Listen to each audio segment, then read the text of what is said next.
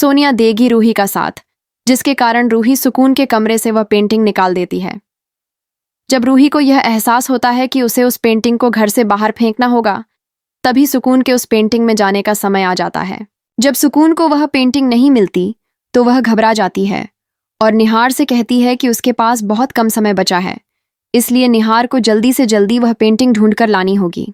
निहार तुरंत अपनी गाड़ी मोड़कर घर पहुंचता है और उसे पता चलता है कि रूही ने ही वह पेंटिंग फेंकी थी। यह देखकर निहार रूही पर बहुत गुस्सा हो जाता है और वह पेंटिंग उठाकर वापस घर ले आता है। पेंटिंग देखकर सुकून बहुत खुश होती है और जल्दी से उसे संदूक में रखकर उससे शक्तियां लेने लगती है। लेकिन रूही को पहले से ही पता था कि सुकून जरूर उस पेंटिंग को वापस ले जाएगी, इसलिए वह सुकून और निहार की जासूसी करती है और देख लेती है कि सुकून उस पेंटिंग में समा गई है।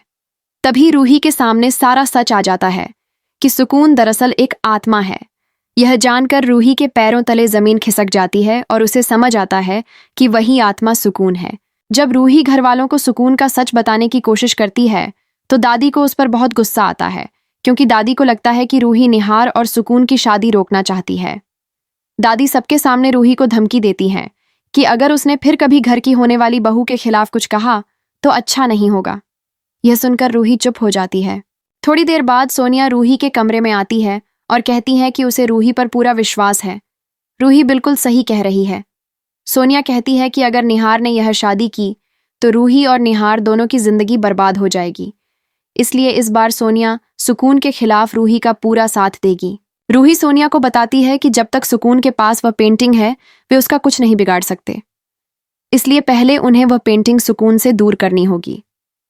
यह सुनकर सोनिया पेंटिंग चुराने का फैसला करती है, लेकिन तभी सुकून को पता चल जाता है कि रूही को उस पेंटिंग का राज समझ आ गया है, इसलिए वह एक पल के लिए भी उस पेंटिंग को खुद से दूर नहीं करती।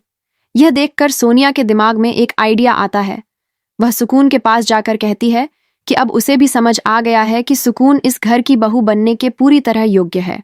वह कहती है कि दादी की तरह अब वह भी निहार के फैसले से खुश है और सुकून को अपनी पारिवारिक साड़ी देना चाहती है। सोनिया की बातों में आकर सुकून उसके कमरे में चली जाती है। यह देखकर रूही मौका पाकर पेंटिंग को सुकून के कमरे से बाहर निकाल देती है।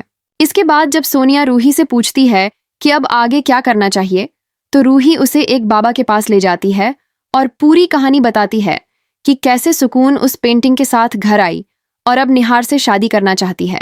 सब कुछ सुनकर बाबा रूही से कहते हैं कि अगर वे उस पेंटिंग पर एक कलश गंगा जल डाल देंगी तो उस आत्मा को मोक्ष मिल जाएगा।